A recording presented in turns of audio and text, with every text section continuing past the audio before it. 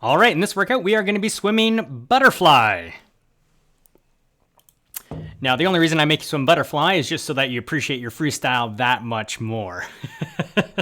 So we will look at the benefits of butterfly and particular elements that'll translate really nicely that you can take to improve your freestyle.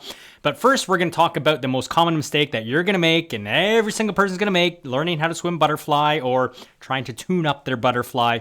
Then we'll break the stroke down, look at the different elements that will feed into the workout, and then we'll go there and look at the drills that will hopefully teach you how to swim butterfly or tune it up a little bit.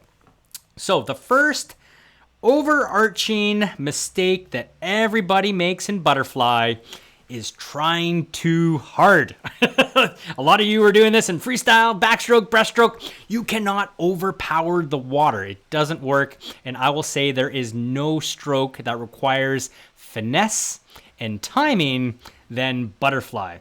So if you don't have finesse and you don't have timing, yeah, this one's going to be a little tough.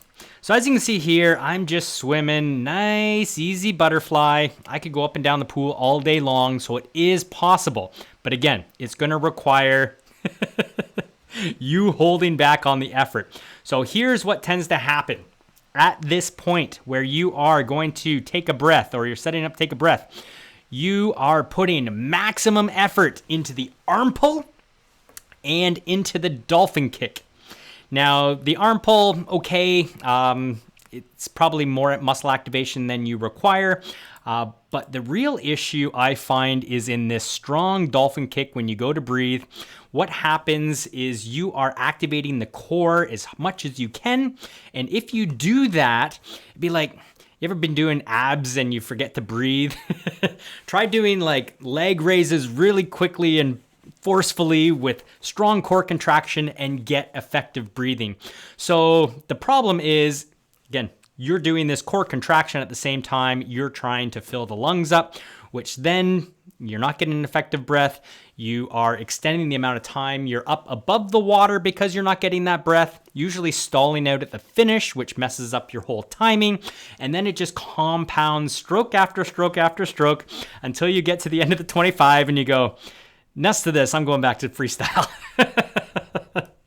So that is what everyone gets wrong, but it does take time because you need to learn, again, the timing of it all and just how to have everything flow. And again, that is really the overarching theme, is everything just has to flow. So arms, I mean, we could break down the arms. They look just like freestyle arms. The hand enters, anywhere from shoulders to even a little farther out. Sometimes people will come together with the back of the hands or right together, and I would say that's too far because you just got to get back out here anyway to get into your catch. So again, that 10 and 2 entry tends to be a mistake a lot of people make. Not going to destroy your stroke, but again, that's where we kind of want to enter into that into the water, that 10 and 2 position. And then we're just flying. Do you remember those little birds that would, you put their beak on your finger and they had the little the wings out to the side and they balance?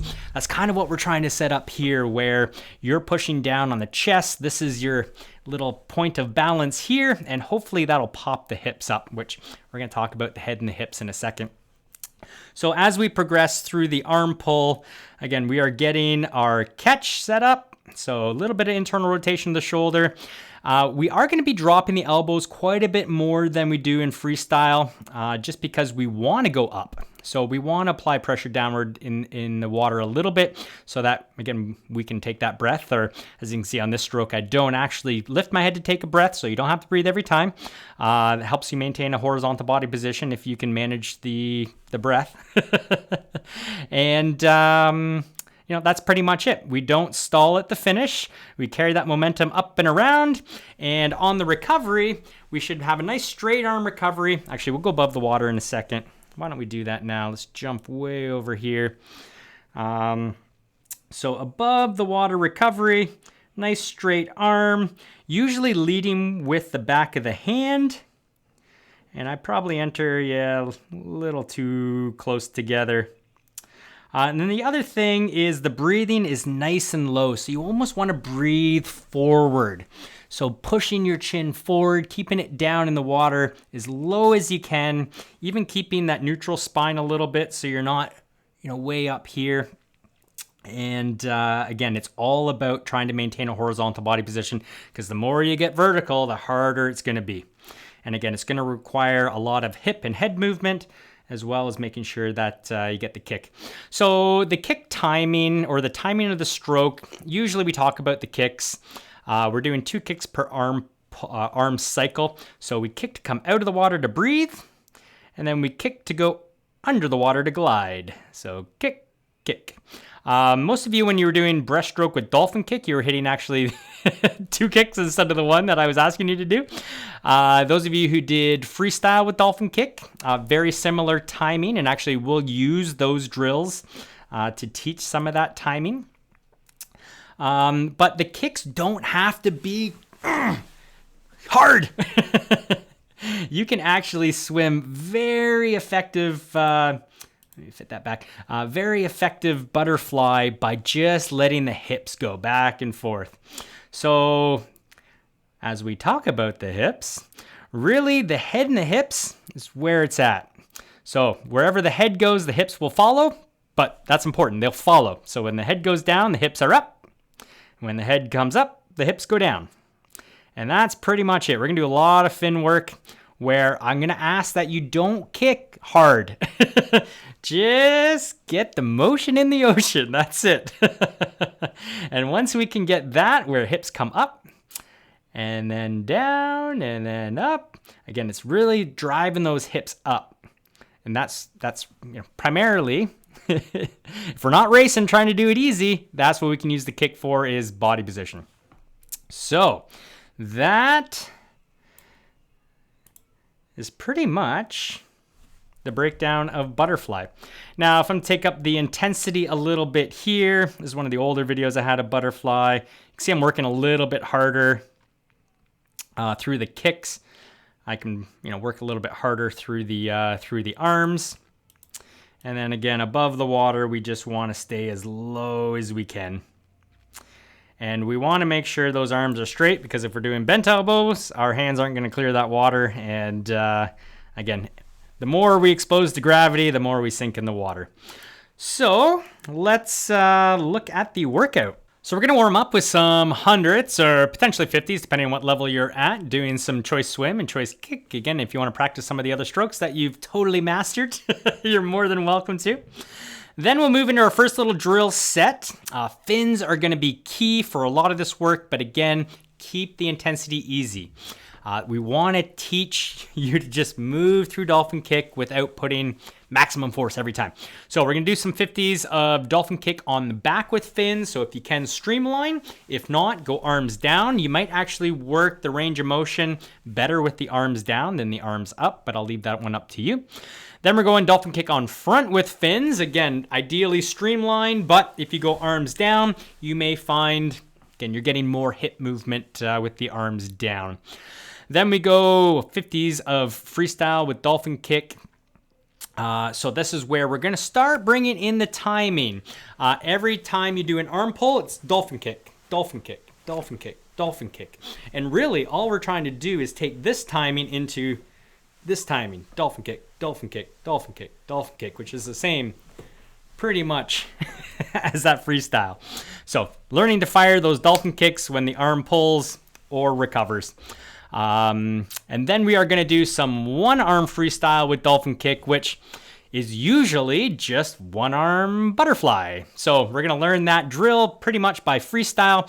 All we have to do is modify our recovering arm to bring it a little straighter.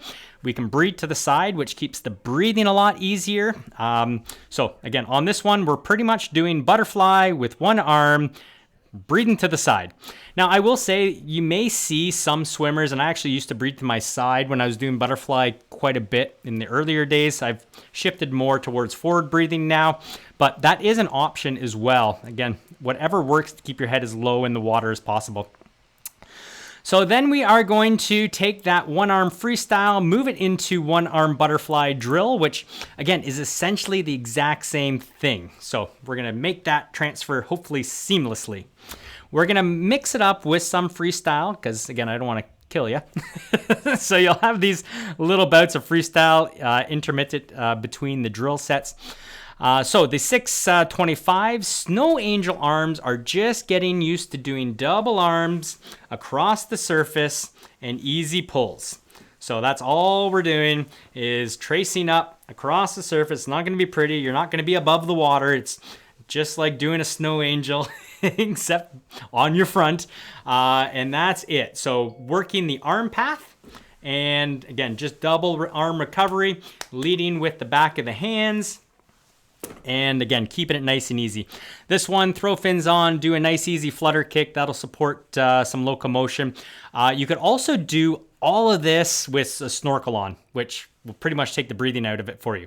Now, be careful if you have a snorkel and you're dipping under the water and you're not breathing properly. You don't want to use it as a straw, but definitely on the Snow Angel arms where we're staying on the surface, pretty flat. Perfect. Some of the other stuff, again, will work well with a snorkel as well. So then the next drill that we're going to do is going to be butterfly with underwater recovery. So we're going to work everything from the catch to the finish and thinking about breathing forward. That's the idea, is stay nice and low in the water, finish, breathe forward, and then just tuck the head back down and you're diving back under the water and recovering up just like you do in a breaststroke pullout. Very sneakily. You can be dolphin kicking or flutter kick, probably dolphin kicking under the water as well as you do it. So there's going to be a few dolphin kicks, take some time, and then another one where you come up, breathe, chin nice and low, breathe forward, and then tuck it back, dolphin kick, and recover. So that will be the fly with underwater recovery. Again, another little freestyle set, and then we'll swim 225s, straight up butterfly. Your most comfortable, beautiful butterfly that you never thought you were going to be able to do, and you'll accomplish it in a 1 hour workout. No big deal. From there, we will play with some IM switch. This will be putting all your strokes together. So you're going to swim 50s where you go fly back. So 25 fly, 25 back, then you go 25 back, 25 breast, and then you go 25 breast, 25 free. So it's IM order. IM stands for individual medley, which again is fly back, breast free. Or in a medley relay, it'd be a little bit different, but we'll just stick with IM. So you'll cycle through that a number of times and then cool down, call it a day, and see you in the next workout.